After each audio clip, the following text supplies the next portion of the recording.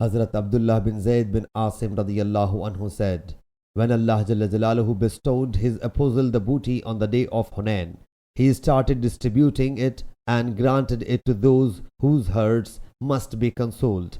So He sallallahu alaihi wasallam did not apportion anything to the Ansar, and it laid hard on them because the other people had got the wealth.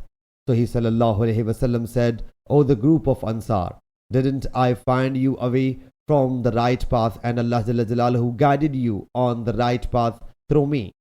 You were divided into groups, and Allah Jalla Jalaluhu caused affinity amongst you through me. You were destitute, so Allah Jalla Jalaluhu made you prosperous through me.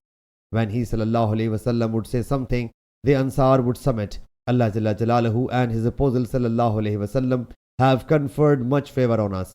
He sallallahu alaihi wasallam said, if you wish, you can say that you have come to us in such and such state. Aren't you pleased with it, that the people may return with goats and camels, and you may take Allah's Prophet sallallahu alaihi wasallam to your houses? Had there not been Hajira, I would have been a member of the Ansar. If people walk through any gorge or pass, I will trade through the gorge or pass of the Ansar. The Ansar are underclothes, while the other people are other clothes. After me, you will see that others will be preferred to you. So you should observe patience till you meet me at the Kawthar pond. Sahih Bukhari Hadith number 4330.